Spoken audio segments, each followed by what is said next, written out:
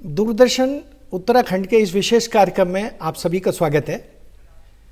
2020 अलविदा कहने के लिए हमारे दहलीज पर खड़ा है, लेकिन इस पूरे वर्ष जो घटना चक्र रहा वैश्विक स्तर पर वो बहुत ही दुखदाई रहा। कोविड-19 के चलते जहां अंतर्राष्ट्रीय स्तर से लेकर और स्थानीय स्तर तक जो समस्याएं उत्पन्न हुई, उसने इस देश की पूरी अर्थव्यवस्था, सामाजिक व्यवस्था और राजनीतिक व्यवस्था को भी पटरी से उतारने का काम किया। इस सब के बावजूद हम 2021 एक आशा भरी दृष्टि से देख रहे हैं और इस आशा भरी दृष्टि से ये उम्मीद करते हैं कि हम सबका जीवन खुशहाल हो, आरोग्यपूर्ण हो और भारत सहित हम स्थानीय निवासी भी देश की तरक्की में अपना योगदान दें। इस सब के साथ आज की इस चर्चा में हमारे साथ जो मेहमान स्टूडियो में उपस्थित हैं, मैं उनका आपसे परिचय कराना चाहूँगा। मेरे ठीक सामने एस पांगती जी बैठे हैं, जो पूर्व IAS अधिकारी हैं और उत्तर प्रदेश में आपकी बहुत बड़ी सेवाएं कृषि उत्पादन आयुक्त के रूप में और साथ साथ में इस उत्तराखंड के क्षेत्र में भी आप इसके विविध मामलों के जानकार रहे हैं। उनके ठीक बगल में डॉक्टर किरण नेगी हमारे बीच उपस्थित हैं। पिछले 2 दशकों से किरण समाज के विभिन्न क्षेत्रों में, विशेषकर महिला सशक्तिकरण के क्षेत्र में आप प्रमुखता से काम कर रही हैं और लोगों की आजीविका को बढ़ाने के लिए प्रयत्नशील हैं। ठीक मेरे बगल में श्री भुवनेश भट्ट जी बैठे हैं। डॉक्टर भुवनेश भट्ट एक वैज्ञानिक हैं और वैकल्पिक ऊर्जा के क्षेत्र में वे भारत सरकार के सलाहकार के पद पर भी रहे हैं। तो आप सब महानुभावों का स्वागत है इस कार्यक्रम में। और जैसा कि मैंने कहा कि जो बीता वर्ष है, जो जा रहा है, ये अपनी कटु स्मृतियों के साथ जा रहा है और इस बीते वर्ष में अगर हमारी चर्चा कोविड को लेकर ना हो तो शायद वो अधूरी रहेगी। कोविड जिसने पूरी वैश्विक अर्थव्यवस्था को, मैंने जैसे पूर्व में भी कहा, कि झकझोर के रख दिया है और नए स्ट्रेन के आने के बाद तो हमारी समस्याएं और भी बढ़ी हैं। लेकिन जीवन का चक्र हमेशा चलता रहता है। आर्थिक गतिविधियां फिर से शुरू हो गई हैं, लेकिन बीते वर्ष की जो एक स्मृतियां हैं, खट्टे मीठे जो अनुभव हैं, उन सब पर हम इस चर्चा को प्रारंभ करें तो हम देखते हैं कि पूरे वैश्विक स्तर पर अगर कोविड ने हमें बहुत ज़्यादा संकट में डाला तो इसने हमें कई क्षेत्रों में अवसर भी प्रदान किए। अगर राजनीतिक स्तर पर देखें तो अमेरिका के राष्ट्रपति का चुना जाना, कमला हैरिस की नियुक्ति भारतीय मूल वंशी के रूप में, एक उपराष्ट्रपति के रूप में उसका आना, पश्चिम एशिया के साथ साथ जो हमारे अरब देशों के साथ नए संबंधों का सूत्रपात हुआ है, इजराइल के साथ, ये एक नई संभावनाएं सद्भाव की तलाशता है। अगर हम अपने पड़ोसी और सार्क देशों के बीच देखें तो इसमें चीन, नेपाल के साथ साथ पाकिस्तान ने भी भारत की समस्याओं को सीमा पर बढ़ाने का काम किया है। लेकिन जैसे मैंने कहा कि जीवन चक्र तो चलता है, विकास का पहिया भी कहीं न कहीं कई गतिरोध के बाद फिर से चलने लगा है। आज की इस चर्चा को मैं शुरुआत करने के लिए एस पांगती साहब से कहूँगा, आपका बहुत बड़ा अनुभव रहा है, साथ साथ में अपर मुख्य सचिव पद का भी दायित्व तो आपने उत्तर प्रदेश में संभाला। किस रूप से आप इस बीते हुए वर्ष को देखना या इसका आकलन करेंगे? ये 2020 जो वर्ष अब कल गुजर जाएगा, ये बहुत ज़्यादा उठापटक का समय रहा है और भारतवर्ष के परिप्रेक्ष्य में तो कुछ ज़्यादा ही हुआ है, क्योंकि ये जो कोविड शुरू हुआ चीन से, हमारे पड़ोसी देश से जी, और उसका सबसे नज़दीक हम ही थे और सबसे ज़्यादा आशंका थी कि यहीं वो आएगा। और ये चीन ने यहाँ तक कि ये तो 2019 में ही उनको पता चल गया था, अप्रैल के महीने में उन्होंने इतनी देर तक छिपाने के बाद अगर उस समय सही टाइम पर उन्होंने बता दिया होता तो शायद ये स्थिति जो आज है ना होती। तो एक प्रकार का पूरी दुनिया को धोखे में डाल के उन्होंने बहुत बड़ा अन्याय किया, लेकिन हम लोगों ने बखूबी उसका सामना किया। लेकिन अपने उस कमी को छिपाने के लिए चीन ने गलवान घाटी में इतना बड़ा एक सैनिक अभियान चलाने की कोशिश की जी। वो तो हमारे वीर सैनिक जो भारतवर्ष के थे, इन्होंने उनको वो जवाब दिया है कि वो वहीं पर ठिठक गए, वरना जने क्या करने वाले थे वो। तो उससे भले ही हमको भारतवर्ष को बहुत बड़ा नुकसान हुआ, बहुत बड़ा कष्ट झेलना पड़ा। हमारे आज भी हमारे वीर सैनिक वहाँ गलवान घाटी में उस ठंडे में, हमको यहाँ देहरादून में बाहर निकलने में तकलीफ हो रही है, वो उस क्षेत्र में डटे हुए हैं। तो वहाँ वो बिल्कुल डटे हुए हैं। उसी की वजह से चीन आगे नहीं बढ़ पा रहा और उन्होंने फिर इधर नेपाल को उकसाया, उधर पाकिस्तान तो पहले से ही उनको तो मौका चाहिए। लेकिन वर्तमान में भारत के जो हमने जो उनको जवाब दिया है उसके कारण चीन भी ठिठक गया है। चीन आज नेपाल में जाके उनका सुलह कराने जा रहा है। जो पहले तो उनको उकसाया कि तुम अपना नक्शा पब्लिश करो, अब जब उनको देखा कि तो उनके दल में ही फूट पड़ गई इसकी वजह से, तो आज वो उनको समझाने के लिए जा रहा है। उसी तरह पाकिस्तान ने जो भी वहाँ योजनाएं भेजी थी, चीन ने उसको स्वीकार नहीं किया। तो इसका अर्थ ये हुआ कि भारत ने, यद्यपि हमको बहुत बड़ा एक संघर्ष करना पड़ा, हमको एक मुश्किल दौर में हम लोग गुजरे, लेकिन हमारे लोगों ने, हमारे सैनिकों ने, हमारे काश्तकारों ने, हमारे यहाँ की जनता ने, उनको यहाँ के मजदूरों ने, जो कि उस समय देखे आपने कितने पैदल गए थे, कहाँ से कहाँ तक, पंजाब से बिहार तक पैदल गए। उन लोगों ने, किसी ने कहीं पर भी चूं नहीं बोला, अपने चलते गए। कुछ लोग मरे उसमें, लेकिन उन्होंने नहीं बोला। तो ये भारतवर्ष ने ये सिद्ध कर दिया कि चाहे कितने भी मुश्किल समय आ जाए, हम लोग एक होकर लड़ेंगे, चाहे कुछ भी हो, हम आगे इसको जीत हासिल करेंगे। ठीक है पांगती जी, मैं अगले विषय पर फिर दोबारा दूसरे दौर में आपके पास आऊँगा। मैं डॉक्टर किरण से जानना चाहूँगा कि डॉक्टर किरण, आप पिछले 20 वर्षों से महिला सशक्तिकरण के लिए, और खासकर जो जीडीपी भी भारत का जब सवाल होता है तो इस पर भी आपकी बड़ी पैनी नज़र रही है। कोविड चुनौतियों भरा रहा, लेकिन इसके बावजूद भी उसने कुछ सकारात्मक प्रभाव भी उसके देखने को मिले। किस रूप में आप इस बीते वर्ष को देखते हैं इस दिशा में? देखिए, जो 2020 है, जैसा कि अभी सर ने भी कहा कि बड़ा उठा-पटक का वर्ष रहा, और जो कोविड है उसने पूरे मतलब वैश्विक स्तर पर सब लोगों को प्रभावित किया। और एक बात मैं इसमें बताना चाहूँगी कि जितने भी आपने देखा होगा, जितने विकसित देश हैं उनमें इसका असर बहुत ज़्यादा दिखा। और उस समय जब चर्चा भी हो रही थी कि जो कोविड है, अगर भारत में अगर ये वायरस आता है तो क्योंकि बहुत पॉपुलेटेड देश है, तो इसका बहुत बुरी तरह असर पड़ेगा। और जिस तरह की खबरें चल रही थी वैश्विक स्तर पर भी, उससे एक डर था लोगों का बैठा हुआ। लेकिन ये बहुत अच्छी बात है कि यहाँ पर इतना पॉपुलेशन होने के बावजूद जो भारत में था वो रिकवरी रेट बहुत ज़्यादा था।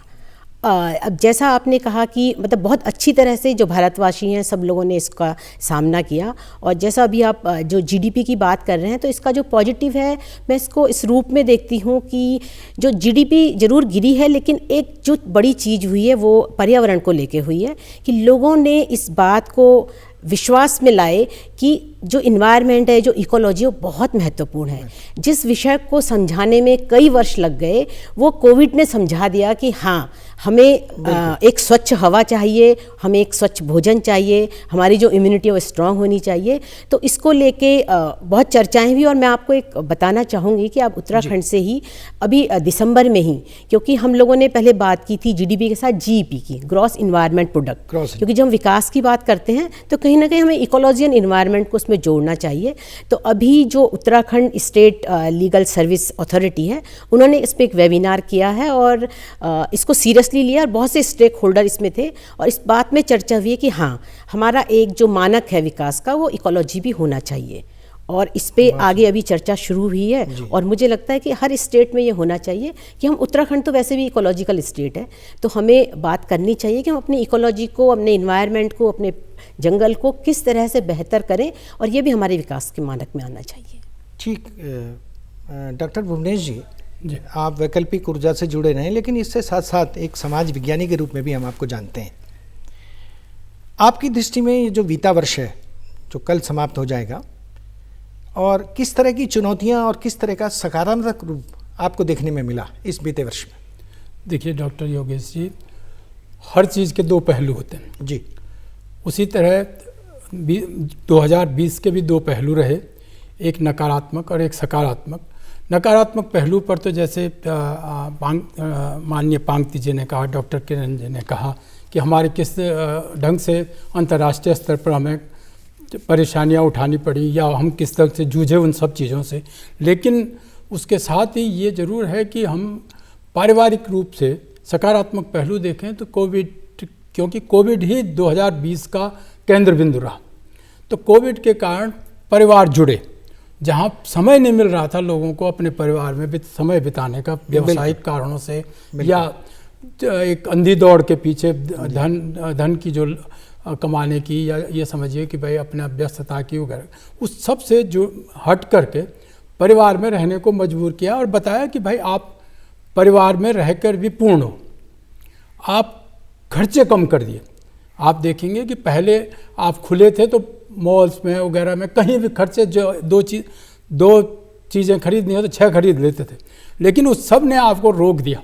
और आपको ये भी लगा कि हमारी आर्थिक स्थिति, पारिवारिक आर्थिक स्थिति की बात करूँ, राष्ट्रीय आर्थिक स्थिति या जो विश्व की आर्थिक स्थिति उससे अलग हट के परिवार एक अंग है उसका, तो उसमें ये लगा कि भाई हमें बचत के साथ, मितव्ययिता के साथ, पूरे परिवार को साथ जोड़ने के साथ किस ढंग से हम आगे बढ़ सकते हैं। और साथ ही आपने देखा होगा कि भाई बच्चों की पढ़ाई का जी, अब नई टेक्नोलॉजी के प्रति लोगों की आसक्ति बढ़ी। जो पहले बच्चों के हाथ में मोबाइल देने से डरते थे, जी, आज वो पूरे बच्चों को पढ़ाई के लिए मोबाइल देना सिखा रहे हैं, चलाना सिखा रहे हैं कि भाई इस ढंग से आप आते। और आप देखेंगे टीचर ज़्यादा व्यस्त हो गए। पहले शिकायत रहती थी ना, टीचर भाई पढ़ा नहीं रहे हैं, क्लास में जाते हैं बच्चे। अब देखिए अब वो सकारात्मक पहलू है। डिजिटलकरण के कारण हाँ, मतलब ये सब चीज़ें ज़्यादा तेज़ी से हो रही थी, लेकिन ज़्यादा तेज़ी से इसी तरह से जो है आपने बांटना सीखा। आपने देखा होगा इस पूरे माहौल में लोगों ने एक दूसरे की सहायताएं की, लोग अपने को भी कम अपना बचत करके अपने, जैसे एक विनोबा जी का था कि एक अक्षय पात्र होता था, ऐसे ही लोगों ने व्यक्तिगत रूप से अक्षय पात्र बना करके जो वो बचा सकते थे वो औरों को बांटा। तो ये सब तो सकारात्मक है। नकारात्मकता पर तो बात बहुत हो सकती है। ठीक है भुवनेश जी, मैं फिर आपके पास आऊँगा। निश्चित रूप से ये एक अनुशासन भी पैदा हुआ और कहीं कहीं जो हमारा भारतीय प्रवेश रहा, उस भारतीय प्रवेश में जो हमारी एक परिवार का जो संकल्पना थी, जो कॉन्सेप्ट था, शायद वो बहुत लंबे समय के बाद हमको देखने को मिला। पांगती जी चूंकि एक प्रशासनिक अधिकारी के साथ साथ मैंने कहा कि उत्तराखंड मामलों के भी विशेष जानकार रहे हैं। कोविड में कृषि का एक बड़ा महत्वपूर्ण क्षेत्र रहा और कृषि ने शायद सबसे ज़्यादा हमको इस बार जो सहायता की, एक बैकबोन के रूप में काम किया। इस पूरे कृषि व्यवस्था को और उनके उत्पादों को लेकर आप क्या विचार रखते हैं? कृषि का तो खैर भारतवर्ष कृषि प्रधान देश है। ये तो कहना बहुत आसान है कि भारतवर्ष में जो कृषि पैदा होता है, इससे न केवल भारतवर्ष, विदेश में बहुत सारे विदेश पलते हैं भारतवर्ष के अनाज पे। और ये उस युग में भी सोने की चिड़िया कहलाती थी। यहाँ से अनाज बाहर जाता था, तब लोग खासकर अरेबियन कंट्रीज़ में जहाँ अनाज नहीं होता है ये जाता था, और अनाज के चक्कर में विदेश से लोग यहाँ आए भी थे शुरुआती दौर में। तो ये तो कृषि के मामले में भारतवर्ष सर्वोच्च है। तो यहाँ की आबहवा ही ऐसी है कि यहाँ कृषि आप कुछ भी कर लो पैदा हो ही जाता है। यहाँ का कृषक अगर हफ्ते में 2 दिन भी काम करता है तो वो अपने पेट पालने के लिए पूरा अनाज पैदा कर सकता है। ऐसा हमारी जलवायु है यहाँ।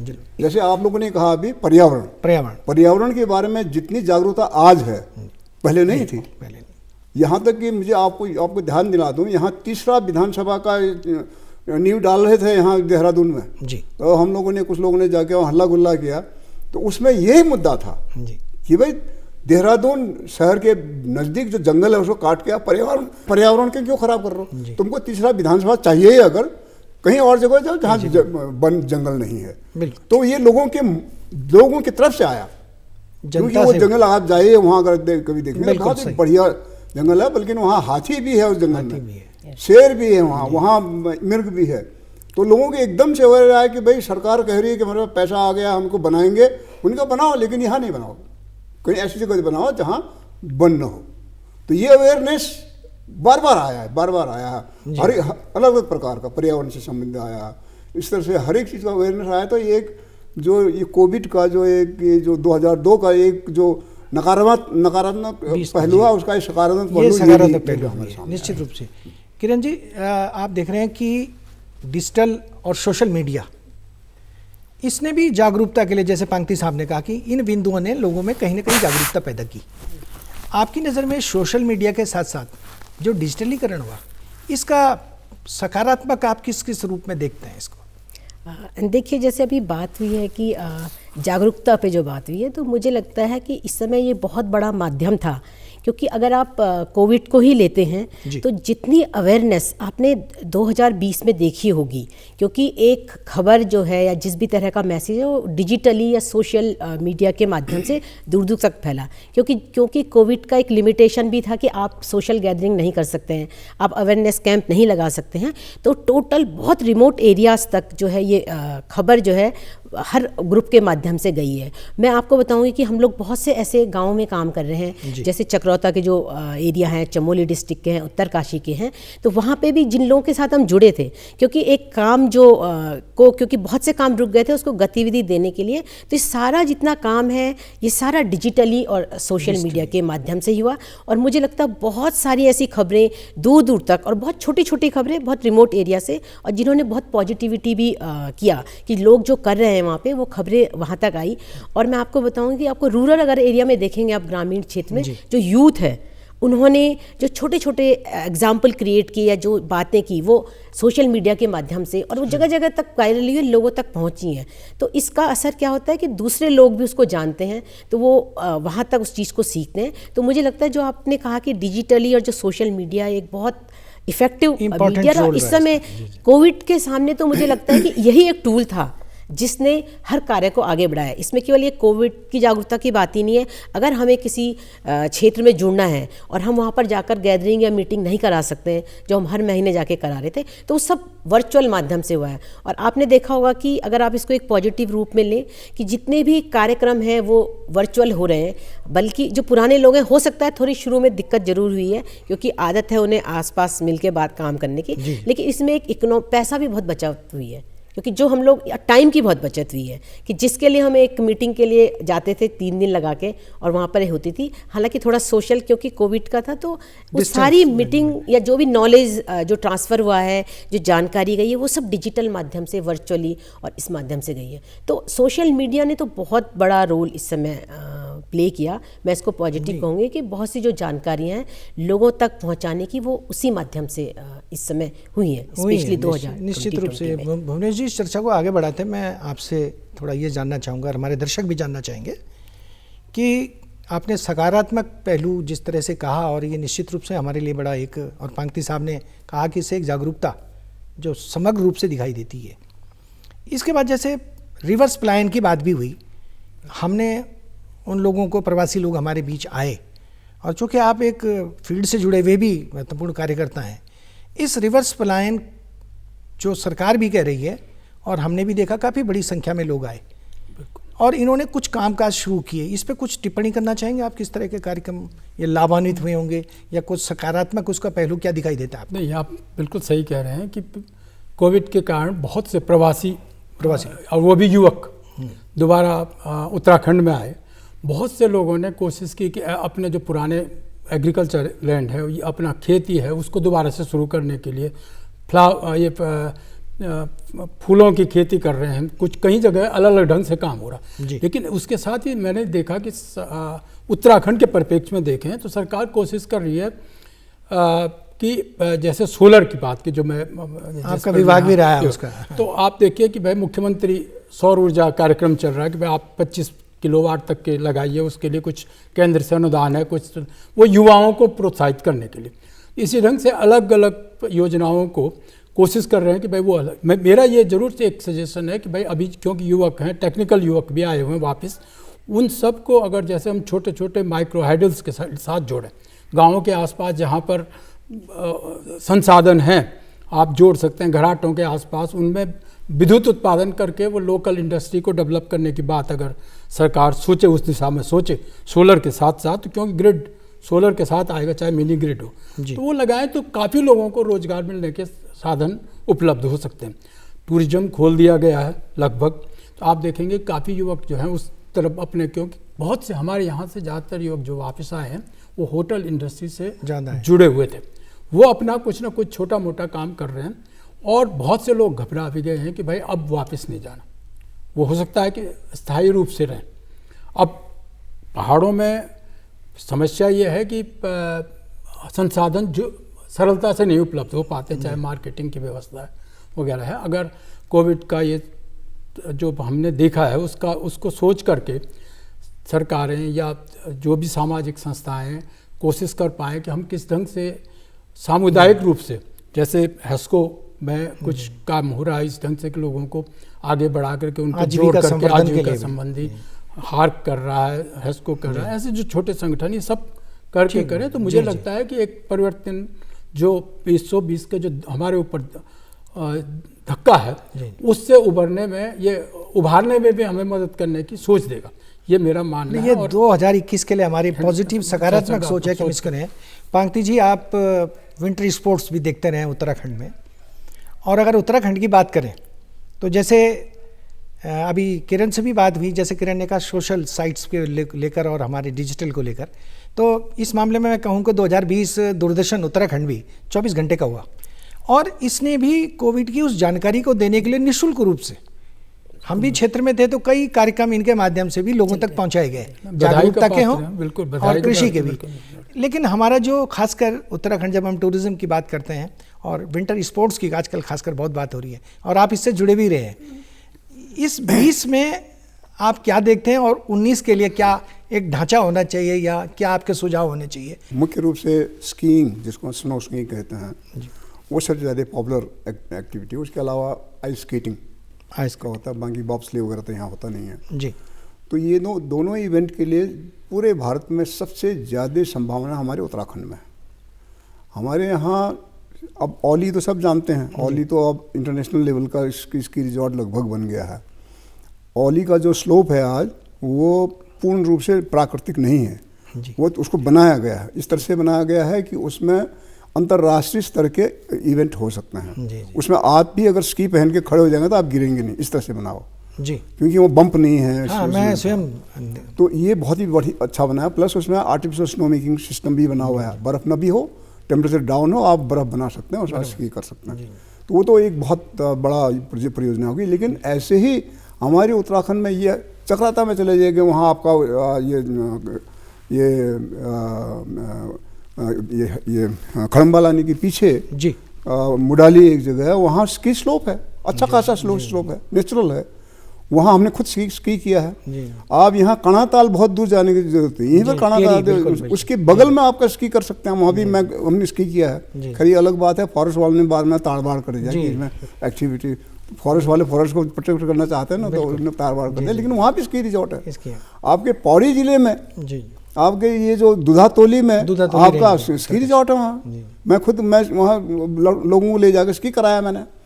और बाल की चमोली है, उत्तरकाशी है, तो वहाँ तो अब दयारा बुग्याल है, इतना बढ़िया, इतना अच्छा हुआ है। और ये टेहड़ी में आपका ये पावली काटा है, आपका माटिया बुग्याल है, उतना बड़ा स्की एरिया पूरे हिमालय में और कहीं नहीं है। नियरेस्ट फ्रॉम बेलहेड और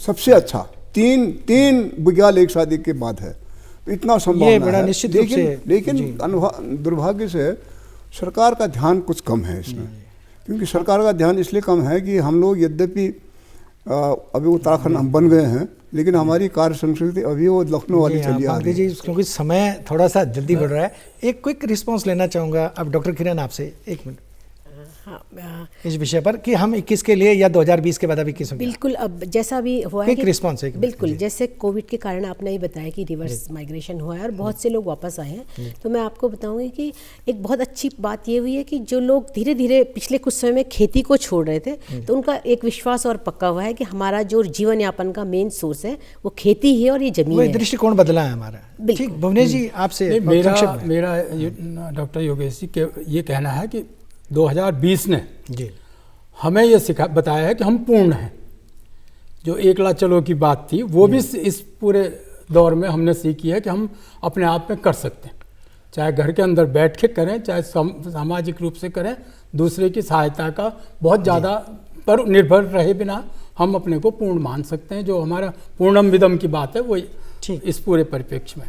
आप सभी महानुभावों का मैं धन्यवाद अदा करना चाहूँगा, और दूरदर्शन की ओर से आने वाला जो 2021 है, 2020 के जो अनुभव हैं, वो 2021 में हम ज़्यादा बेहतर तरीके से अपने कार्यक्रमों को, हमारे सामाजिक, सांस्कृतिक और राजनीतिक जो संबंध हैं, अंतर्राष्ट्रीय स्तर पर अनुकूल वातावरण बने, सहयोग और सद्भाव की परंपरा बने। इन्हीं शब्दों के साथ कि आने वाला वर्ष हम सब के लिए एक मंगलमय हो, आरोग्यपूर्ण जीवन हो। दूरदर्शन परिवार की ओर से आप सब महानुभावों का एक बार पुनः आभार व्यक्त करता हूं, और दर्शकों नए वर्ष के लिए हार्दिक शुभकामनाएं अंकित करता हूं।